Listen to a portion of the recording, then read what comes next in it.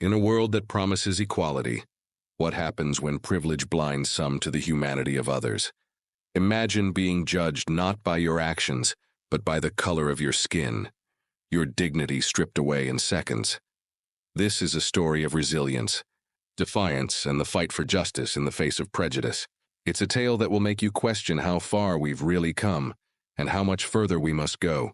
Stay with us as we uncover a truth that demands to be heard. If this story resonates with you, please consider subscribing to join us on this journey for meaningful change. Let's start. Cora Delaney lounged on the plush velvet couch in the VIP section of Elysium, her fingers drumming impatiently against the armrest. The soft hum of laughter and clinking glasses from other patrons filled the air, but it did little to soothe her growing irritation. She glanced at her watch for the third time in 5 minutes, then sighed loudly enough for those nearby to hear. Her eyes scanned the room, searching for someone, anyone to bring her another glass of rosé. Her gaze landed on a man carrying a tray of drinks across the lounge floor. He was sharply dressed, his suit tailored to perfection, yet something about his demeanor made him seem out of place among the guests. To Cora, he looked like staff. Without hesitation, she snapped her fingers twice, loud and sharp, cutting through the ambient noise. "Hey, you," she called out, her voice dripping with entitlement. "Over here. Now." The man turned slowly, his expression unreadable as he approached her table. There was an air of calm authority around him that clashed with the subservient role Cora had assumed he played. When he stopped just short of her reach, she leaned back, crossing one leg over the other, and said, "It's about time. I've been waiting forever. Bring me another glass of rosé, would you? And make it quick. I don't have all night." For a moment, silence hung between them. Then, with deliberate precision, the man spoke. "I'm not here to serve you," he said, his tone steady and firm, each word landing like a stone dropped into still water. Cora blinked, caught off guard by both his refusal and the quiet confidence behind it. A flicker of disbelief crossed her face before hardening into indignation. "Excuse me?" she shot back, her voice rising slightly. "What do you mean you're not here to serve me? That's literally your job, isn't it?" The man didn't flinch. Instead, he held her, gaze unyielding. "No," he replied simply, "it's not." Before Cora could respond further, 2 security guards appeared, summoned by the tension crackling in the air. One of them, Officer Hendricks, stepped forward cautiously. "Is there a problem here?" he asked, though his question seemed directed more at the man than at Cora. "Oh, absolutely," Cora interjected, her tone laced with smug satisfaction. "This person refused to do their job. Clearly, they need to be reminded of how things work around here." She gestured dismissively toward the man, as if he were nothing more than an inconvenience to be dealt with. Officer Hendricks hesitated, his brow furrowing slightly as he studied the situation. For a fraction of a second, doubt flickered in his eyes, but duty won out. Turning to the man, he said, "Sir, if you're not authorized to be here, we'll need you to leave immediately." The man didn't argue. Instead, he nodded once, his composure unwavering even as the guards began escorting him away. As they passed the entrance, a small plaque near the doorway caught the light. "Property of MK Enterprises." It went unnoticed by most, but for those who saw it, the implication lingered. A quiet promise that this encounter was far from over. Cora watched the exchange with a satisfied smirk, leaning back onto her couch as if she'd already won. But beneath her confident exterior there was a faint unease, a whisper of uncertainty she couldn't quite name. She shook it off quickly, turning to her friends. "Can you believe that guy? Thinks he's better than everyone else, refusing to do his job. Honestly, where do they get these people?" One of her friends chuckled nervously, nodding along. Another hesitated, glancing toward the door where the man had disappeared. "Well," she murmured softly, almost to herself, "they always think they're better than us." Her words hung in the air, unanswered but heavy with implication. Cora didn't notice, or perhaps she chose not to, but the seed of doubt had been planted. Somewhere deep down, she wondered why the man hadn't fought back harder, why he'd walked away so calmly despite her accusations. What was he hiding? Meanwhile, outside the lounge, the man, Marcus Kane, stood quietly, watching the city lights shimmer beyond the windows. His jaw tightened briefly as he replayed the scene in his mind. He could have revealed everything right, then and there exposed Cora's ignorance and the privilege she wore like armor. But no, now wasn't the time. Not yet. He pulled out his phone, scrolling through messages until he found one from Lila Monroe, the manager of Elysium. "Everything okay?" she'd written earlier, concern evident in her tone. Marcus typed a brief reply. "For now. Keep it calm. We'll handle this my way." As he hit send, a small smile tugged at the corners of his lips. This wasn't just about Cora or her entitled tantrum. It was about something bigger, something decades in the making. With every act of defiance, every refusal to bow to prejudice, Marcus was planting seeds for a revolution. And when the storm finally broke, it wouldn't just change Elysium. It would change everything. Marcus stood in a quiet corner of the lounge, his back to the bustling crowd. Lila Monroe approached him cautiously, her face etched with guilt and concern. "Marcus, I am so sorry about what happened," she said, her voice trembling. "I should have stepped in sooner." He turned to look at her, his expression calm, but unreadable. "It's fine, Lila," he replied, his tone measured. "Not your fault." He paused, glancing briefly toward the VIP section where Cora still held court with her friends. "Just keep things calm for now. We don't need any more drama tonight." Lila hesitated, clearly wanting to say more, but nodded instead. "Whatever you need, Marcus. You know I've got your back." As she walked away, Marcus exhaled slowly, his shoulders relaxing just slightly. To anyone watching, he appeared composed, untouched by the incident. But inside, his mind raced. This wasn't just about one entitled woman snapping her fingers at him. It was about everything she represented. Privilege unchecked, power unchallenged, systems designed to protect people like her while crushing others underfoot. Cora, oblivious to the storm brewing beneath the surface, leaned back on her velvet couch, sipping her rosé with exaggerated nonchalance.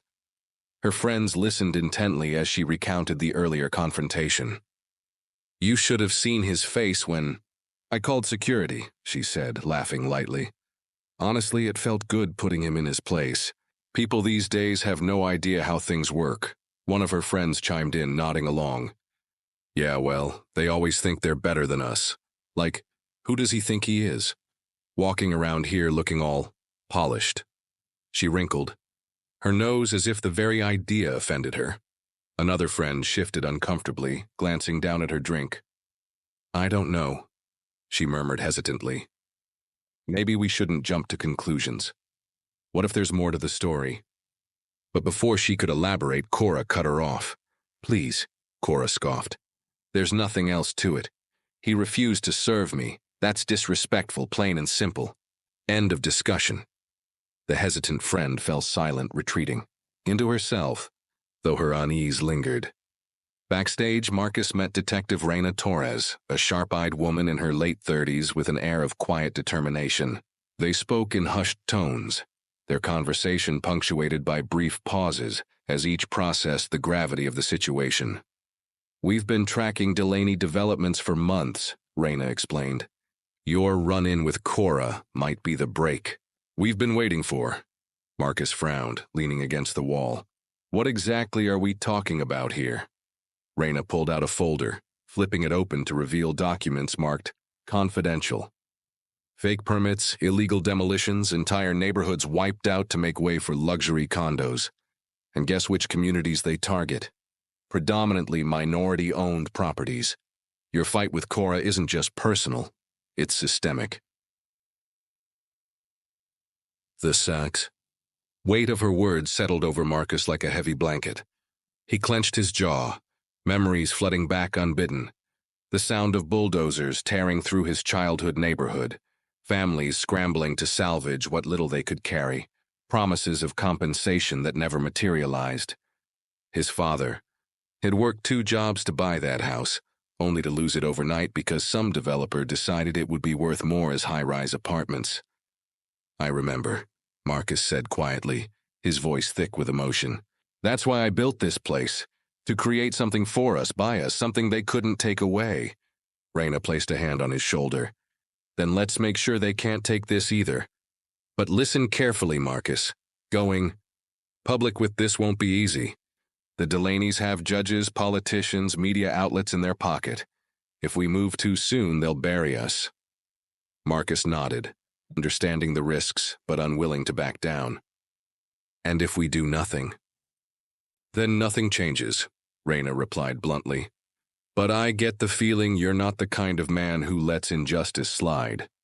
Meanwhile, Cora stormed into her father's office later that evening, pacing furiously as she recounted the events at Elysium.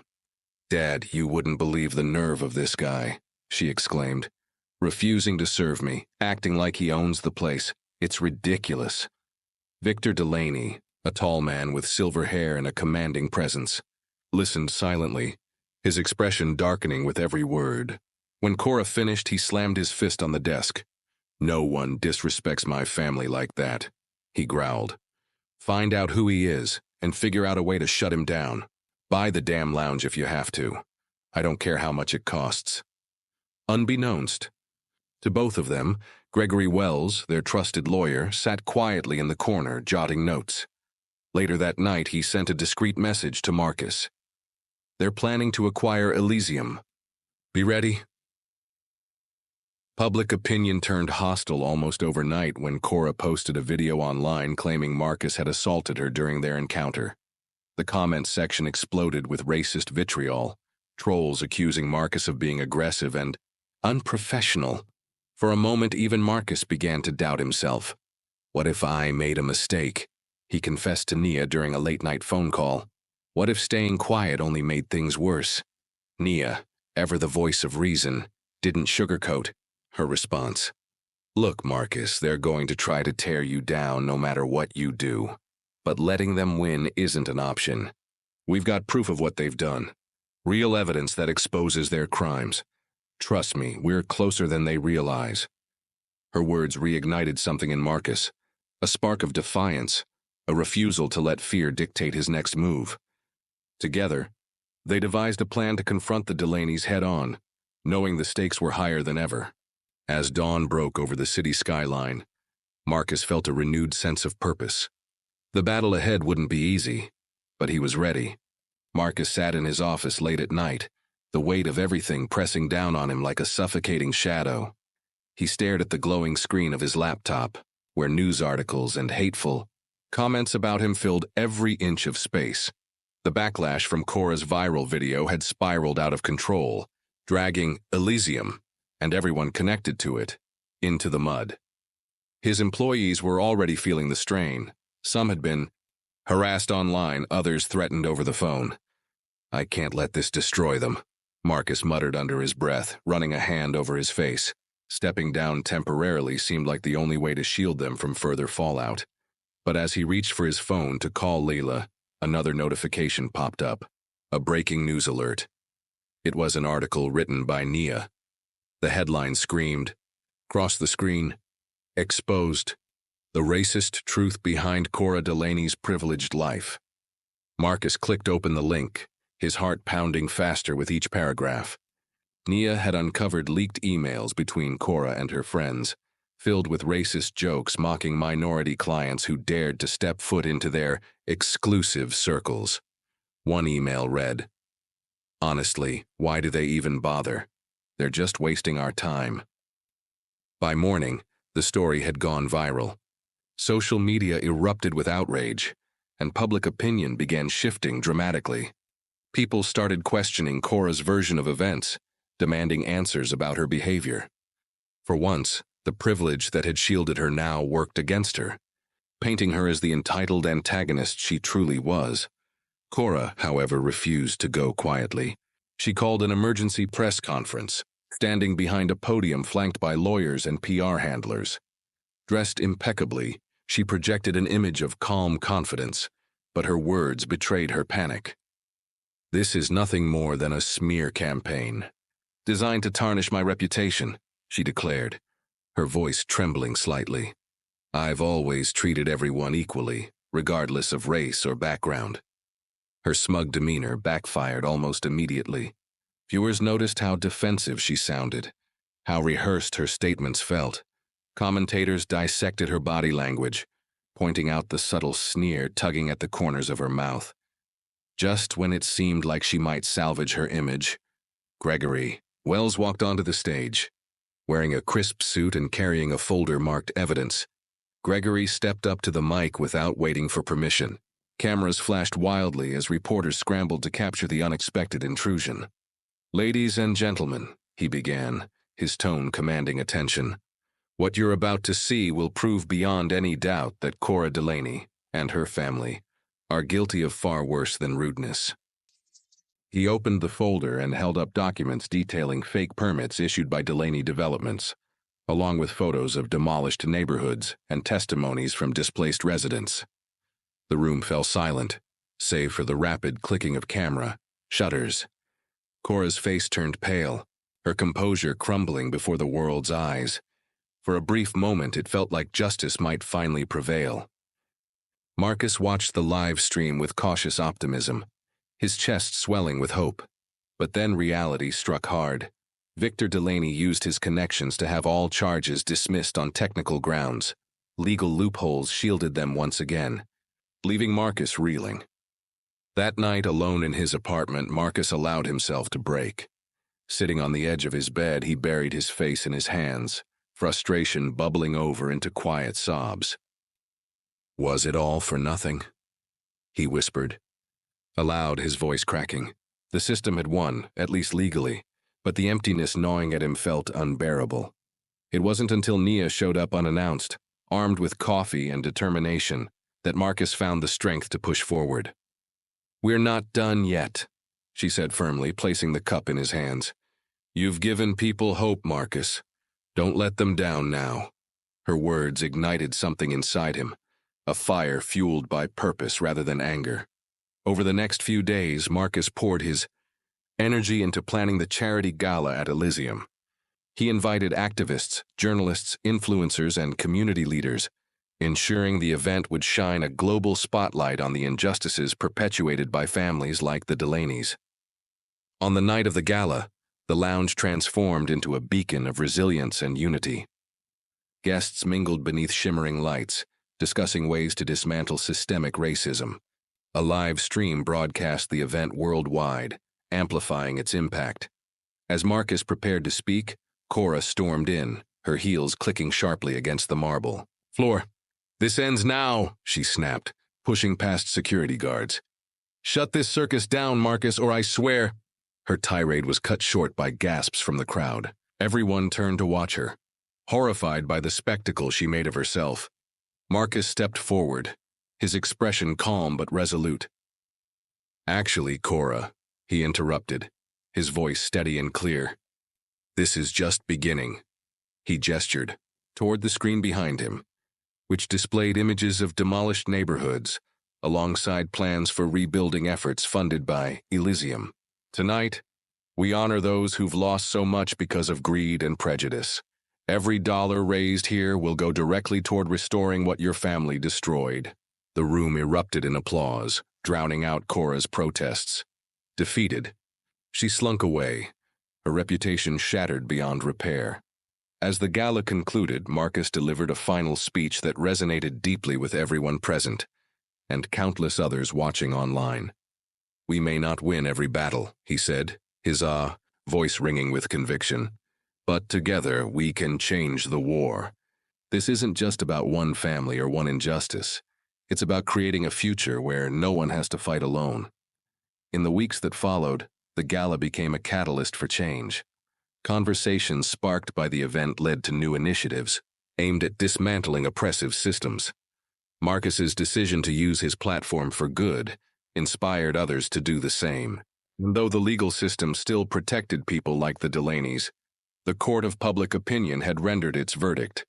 Privilege unchecked was no longer acceptable. As Marcus stood atop Elysium, gazing out at the city skyline, he felt a profound sense of peace. The fight wasn't over, Not by a long shot, but tonight they'd taken a monumental step forward. Nia Kane sat in her small apartment, scrolling through notifications on her phone. The article she'd written exposing Cora Delaney had gone viral, sparking a national conversation about systemic racism and privilege. Journalists reached out for interviews, activists praised her courage, and strangers sent messages thanking her for giving them a voice. At first, the attention overwhelmed her, but soon she realized its potential. This isn't just about me, she told herself as she drafted another piece highlighting stories of displaced families. It's about making sure no one feels invisible anymore. Meanwhile, Detective Reina Torres stood before city officials, presenting evidence of widespread corruption tied to Delaney developments. Her persistence paid off when the council approved funding for a specialized task force aimed at combating corporate malfeasance. For Reina, it was more than a professional victory. It was validation that accountability could still exist within broken systems. She shook hands with Marcus after the announcement, both knowing their work together had only begun. Gregory Wells walked into Elysium one afternoon, his resignation letter to Victor Delaney folded neatly in his pocket. When Marcus greeted him, Gregory extended his hand. "I want to help," he said simply, "if you'll have me." Marcus nodded without hesitation, recognizing the weight of Gregory's decision. Together, they began strategizing ways to dismantle the very structures Gregory once upheld, a redemption arc rooted in action rather than words. But the biggest shock came during a tense family dinner at the Delaney's penthouse. Cora confronted her parents, her voice trembling with barely contained rage. "How could you let this happen?" she demanded, slamming a newspaper onto the table. The headline read, "Secret Benefactor Behind Elysium, Revealed, Cora's Mother." Funded Marcus Kane's rise. Victor glared at his wife, who sat silently, her hands clasped tightly in her lap. "Explain yourself," he growled. She finally spoke, her voice steady despite the storm brewing around her. "I couldn't undo what you did, Victor. The lives destroyed, the homes lost. But I could try to make amends in my own way. Marcus deserved a chance to rebuild what we took from him." Cora stumbled back, collapsing into a chair as the revelation sank in. Everything she thought she knew, her sense of superiority, her belief in her family's infallibility, crumbled beneath the weight of truth. Tears streamed down her face as she whispered, "What have we become?" Later that week, Marcus found himself standing on the rooftop of Elysium, watching the sun dip below the horizon.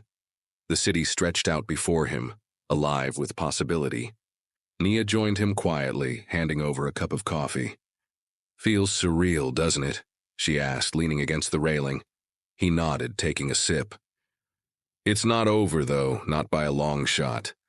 "I know," Nia replied. "But look how far we've come. People are talking, fighting back. That's something." Marcus smiled faintly, thinking of the plans he'd announced earlier, to expand Elysium into other cities, creating spaces where marginalized voices could thrive. It wasn't just about business. It was about building bridges, fostering unity, and ensuring no one felt silenced again. The proceeds from the charity gala started flowing into rebuilding efforts almost immediately. Bulldozers gave way to construction crews, laying foundations for new homes and businesses in neighborhoods once erased by greed. Community members gathered to celebrate each milestone, their laughter echoing through streets reclaimed from despair. Even Cora, humbled and broken, began grappling with her role in perpetuating injustice. She attended therapy sessions, read books recommended by activists, and volunteered anonymously at shelters. Progress was slow, painful even, but it marked the beginning of her reckoning with accountability.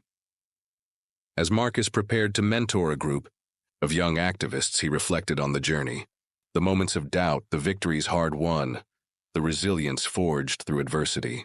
He looked around the room at eager faces ready to carry the torch forward and felt a surge of pride.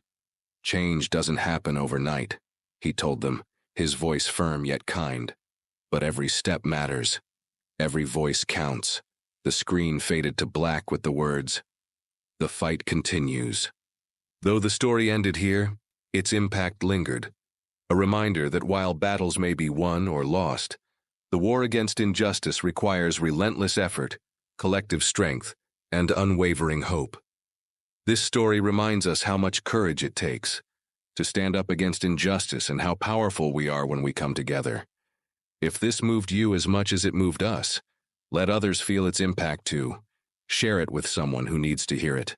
Your thoughts matter, so leave a comment about what touched your heart or inspired you.